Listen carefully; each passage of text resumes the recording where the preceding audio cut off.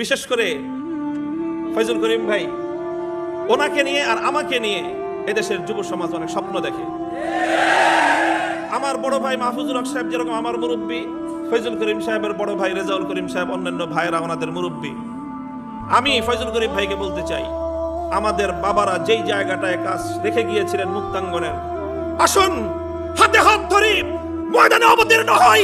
ইনশাআল্লাহ এদেশ থেকে বাতিল পালাবার পথ খুঁজে পাবে না।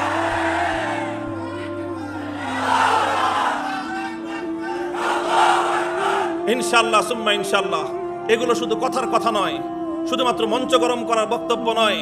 আমি হৃদয়ের গভীরতা থেকে বলছি, ফয়জুল করিম ভাইয়ের সাথে দীর্ঘ বহুদিন আগে, যখন তিনিও ফয়জুল করিম না আর আমিও মামুনুল হক না, তখন আমরা দুইজন পল্টনের ওই সোহাগ হোটেলে বসে ফালুদা খাইছি।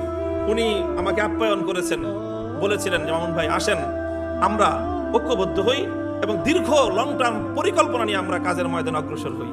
আর আমার চোখে ভাসে শাইখুল হাদিস রহমতুল্লাহ আলাইহির জীবনের সর্বশেষ যে আন্দোলনগুলো তিনি করেছেন, তার মধ্যে সবচেয়ে বড় কার্যকর আন্দোলন ছিল কওমি সনদের স্বীকৃতির আন্দোলন। এই মুক্তাঙ্গনে 5 দিন পর্যন্ত হযরত শায়েখ সেই সময়ে ওখানে শোয়া, আর হযরত পীর সাহেব চরমনাই তখন জীবনের অন্তিম সময়ে। ওনার শোক একেবারেই ওনাকে গ্রাস করে নিয়েছে এবং তখন তিনি বিদেশে চিকিৎসার জন্য চলে যাবেন।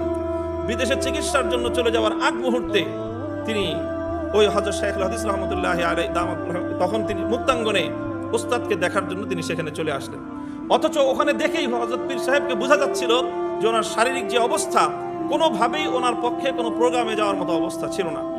তিনি যখন গেলেন, আল্লাহ, শাইখুল হাদিস রহমতুল্লাহ আলাইহি পীর সাহেব চরমনাইকে দেখে ওনার ভিতরে যে এমন এক উদ্দীপনা কাজ করলো, মনে হলো যেন শাইখুল হাদিস তখন 25 বছরের তাগড়া যুবক হয়ে গিয়েছেন।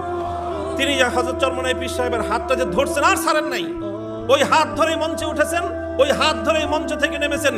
ওই হাত ধরা দুই শায়েখের ছবি এখনো পর্যন্ত বাংলাদেশের তৌহিদি জনতার হৃদয়ের মণিকোঠায় সংরক্ষিত আছে।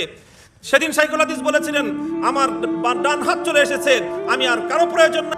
বিশেষ করে ফয়জুল করিম ভাই, ওনাকে নিয়ে আর আমাকে নিয়ে এদেশের যুব সমাজ অনেক স্বপ্ন দেখে।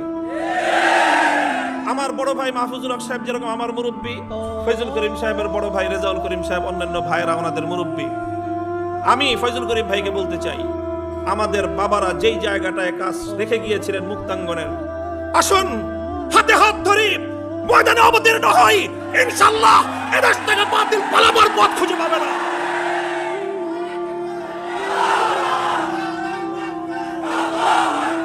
ইনশাআল্লাহ সুম্মা ইনশাআল্লাহ।